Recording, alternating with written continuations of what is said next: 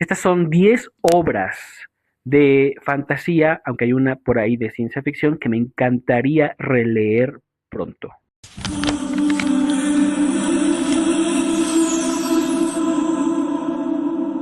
¿Qué tal, lectores y lectoras del mundo? ¿Cómo están? Bienvenidos una vez más a Crónicas del Libro Seriéfilo. Yo soy Eliu y quiero justo hacerles una recomendación de estas obras que yo las leí, prácticamente todas las leí ya hace de entre 10 años o más, y que cada que pienso en ellas me entra esa sensación de que, wow, o sea, qué gran experiencia tuve y cómo me gustaría releerlos. La primera que me encantaría releer, y esta sí quiero hacerlo este año, es Dune de Frank Herbert.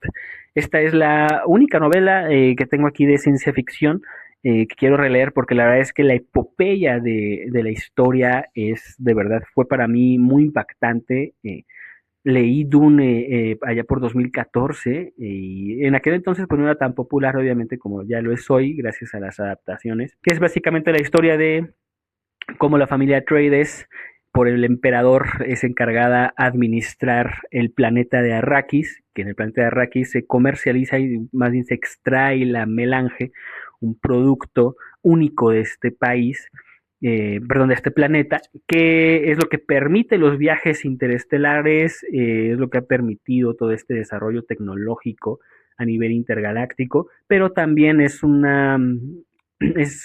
alucinógeno y otorga pues ciertas habilidades proféticas a algunas personas, ¿no? Entonces es muy valioso la melange y pues es toda una crítica, ¿no? Precisamente a cómo se eleva y se idealiza figuras políticas como las salvadoras, pero esto pues siempre lleva a la catástrofe.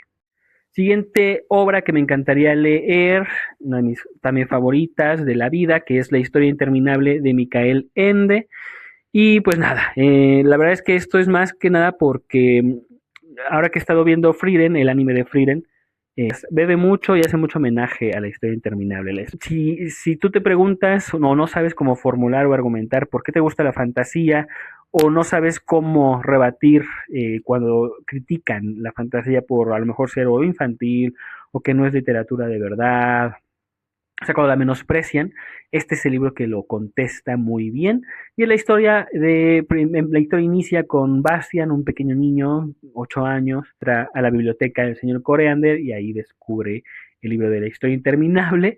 El niño se lo roba, se encierra a leerlo y entonces de pronto el libro empieza a hablarle, empieza a describir cómo él está leyendo el libro y de pronto él es atrapado por el libro y cae en el reino de fantasía y es ahí donde empieza a descubrir la historia de fantasía, un reino que está siendo devorado, todas sus criaturas, por la nada.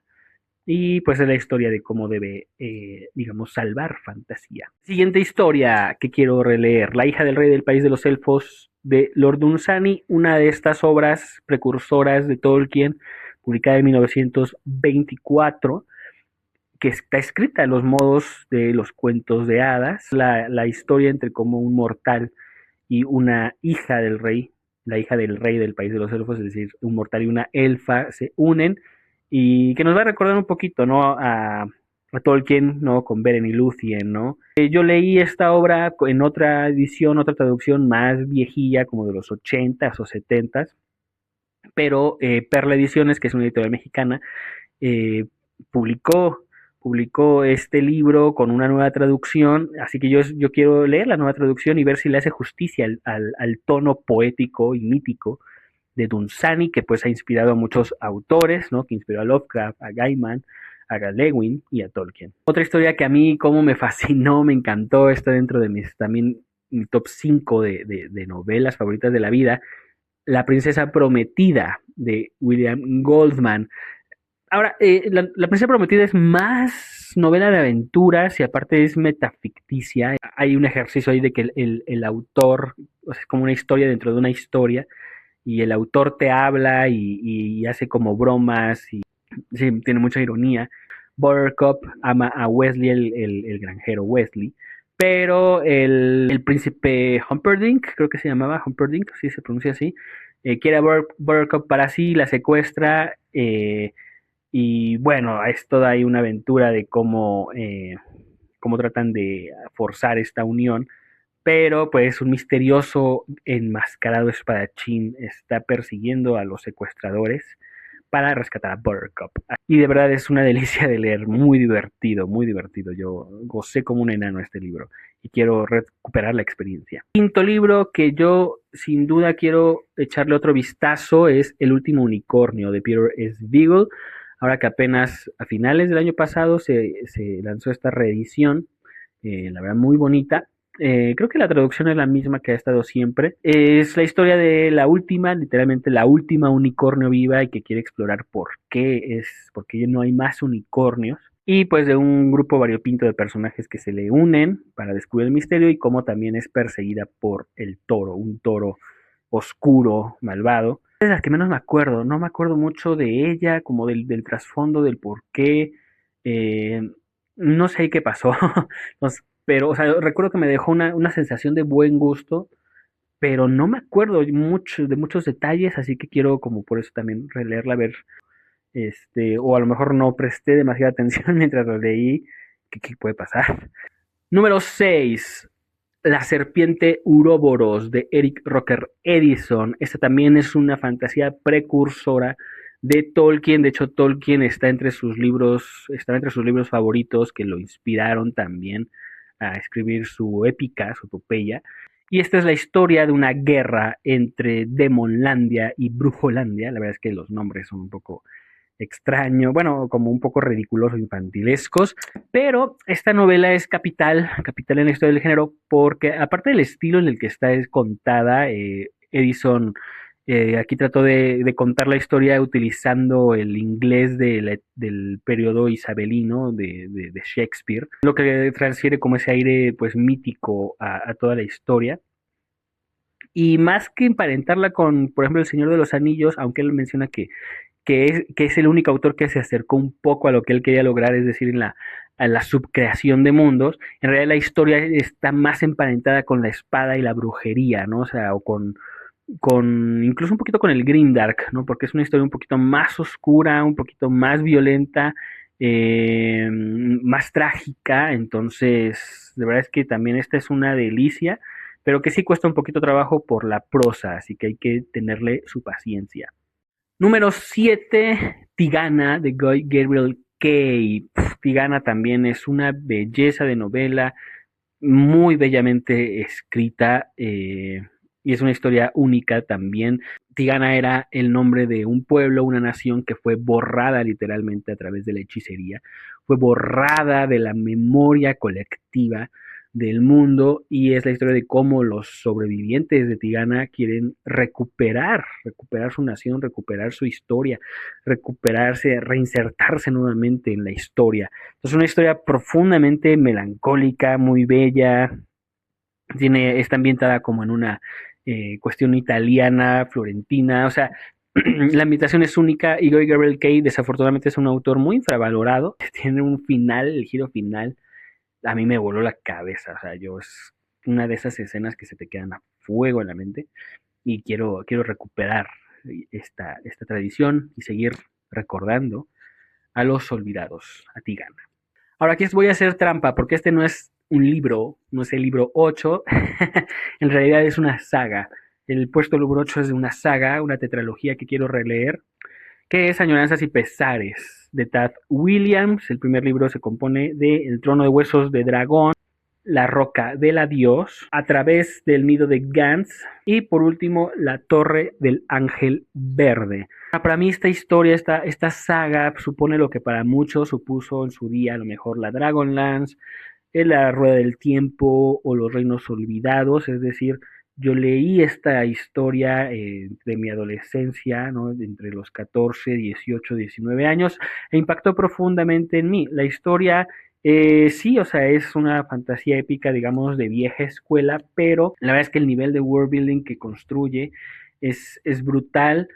Obviamente tiene símiles con El Señor de los Anillos, pero George Martin, el autor de Canción de Hielo y Fuego, la mencionó como una inspiración para que él se pusiera a escribir también, y hay muchas similitudes ahí. Y pues la historia nos cuenta cómo a la muerte del rey Juan el Presbítero empieza pues una guerra, empieza a formarse ahí porque sus dos herederos, Josué y Elías, pues como que no se llevan bien, y aparte Elías está siendo influido por un brujo, el brujo rojo Pirates, eh, para traer de vuelta un antiguo mal, un antiguo ser, Ineluki, el rey de la tormenta, y pues todas sus criaturas malignas del hielo.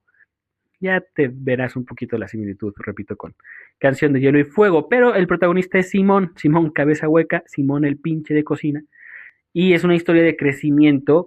Lo interesante de Simón es que Simón, a diferencia de otros héroes de la épica, Simón no tiene ningún artefacto mágico, no ninguna habilidad oculta. Simón va creciendo y aprendiendo sobre la guerra, sobre un montón de cosas, pues a base de todas estas aventuras en las que se ve envuelto. De hecho, él es torpe, ¿no? Entonces, eh, su maduración de verdad es que está muy bien contada. Y pues repito, no es, hay un montón de personajes, un montón de elencos, vamos viendo las diferentes perspectivas de muchos reinos, de la guerra, cómo se va desarrollando. Y pues nada, para mí es una fantasía épica de verdad muy importante que quiero volver a leer. Y ahora sí, los puestos 9 y 10 no tengo los libros en físico, pero también quiero leerlos. El primero es Fantastes de George MacDonald, también una novela originaria, o se le considera la primera novela de fantasía para adultos jamás escrita, eh, que fue escrita a mediados del siglo XIX. Y pues bueno, Fantastes nos cuenta la historia de Ano II, un joven que también entra, a través de un sueño, entra a otro reino, entra al país de las hadas, y pues igual, es una historia de aprendizaje, es un Bildungsroman, ¿no? De cómo Ano II tiene que ir enfrentando ciertas pruebas, todo es muy simbólico, todo es muy espiritual, y pues esto cuando regrese, cuando despierte, pues va, digamos que va a entender y va a afrontar el mundo real con ojos renovados. Y la otra es El Antris de Brandon Sanderson, mi novela favorita porque fue la primera novela que leí, y para mí El Antris me impactó muchísimo. O sea, yo tengo recuerdos muy vívidos de El Antris, recuerdo, o sea, a nivel de que recuerdo pasajes donde estaba leyéndolos, qué estaba haciendo, si era de día, si era de noche. O sea, tengo toda esa experiencia muy vívida de que disfruté un montón esta novela, aunque para muchos es como su obra más floja. No, o sea, para mí el impacto que tuvo en mí fue muy grande, muy, muy grande el de Elantris. Elantris, para los que aún no la conozcan, no se han adentrado en ella, es la historia justo de cómo el príncipe Raoden un día despierta, justo el día que se va, no recuerdo si se iba a casar o apenas iba a conocer a su prometida, que era Saren. Despierta y descubre que tiene la Shaod, que es como una especie de enfermedad, que te pone la piel cetrina y te salen manchas, y es como una plaga. Y entonces todo esto viene, toda esta enfermedad se originó en la ciudad de Elantris. Elantris hace 10 años cayó porque empezó esta enfermedad, y los elantrinos eran como eran seres mágicos, poseían, tenían acceso a la magia, hacían milagros como de curación, etcétera. Pero algo sucedió 10 años atrás, que cayó esta enfermedad, la Shaod, y de pronto, pues la ciudad fue como, digamos, se puso como en eterna cuarentena, y todos los que empiezan a enfermarse o que empiezan a contraer la Shaod, pues son aventados a Elantris, pues ni siquiera a morir, porque no pueden morir, ¿no? Es una de las maldiciones que tienen. Y entonces Raoden, pues empieza a tratar de investigar por qué surgió la Shaod, trata de mejorar la calidad de vida de los que habitan ahí un poco. Entonces vamos a ir conociendo todo esto, vamos a conocer a la princesa Saren, que cuando llega pues descubre que, oh, pues su prometido ya no está, pero ella es muy enérgica y es muy inteligente políticamente, entonces empieza a involucrarse en los asuntos políticos porque el reino está amenazado, su reino y el reino de Raoden, Por eso la alianza está siendo amenazado por el imperio de Fjordell. ¿Fjordell se pronuncia? Bueno, yo lo pronuncio así. Que es un imperio expansionista bélico que sigue a un dios, ¿no? Tiene ahí una cuestión de fanatismo religioso y entonces llega a la ciudad de nuestro tercer personaje, nuestro tercer protagonista, el sacerdote rojo Hrathen. Y Hrathen es el mejor personaje de la novela y de los mejores personajes de Sanderson. Y pues vamos a ir viendo los enfrentamientos entre Hrathen y Saren, ¿no? Pues como Hrathen va a tratar de desestabilizar estos reinos para que entre su emperador a conquistar. Y bueno, es básicamente el núcleo de la historia, pero de verdad es que para mí fue buenísima también el giro final, cuando se revela qué es la Shaod, por qué se enferman los elantrinos, cómo se restaura todo, pues es brutal, es brutal. Lo único malo es que sí, tiene un final muy súper acelerado, muy rápido, entonces eso es como lo malillo del asunto, o lo que más se le criticó, pero de ahí en fuera para mí es una obra que de verdad me encantó. Así que bueno, cuéntenme ustedes, ¿conocen, han leído algunas de estas novelas? ¿Ustedes les gusta releer? ¿Qué libros han leído que quisieran volver a experimentarlos? Los leo en los comentarios y pues nada, no olvides suscribirte al canal, darle like, comentar y nos estamos viendo en futuras ocasiones. Yo soy Eliu, gracias por ver Crónicas del Libro Seriéfilo. Hasta luego.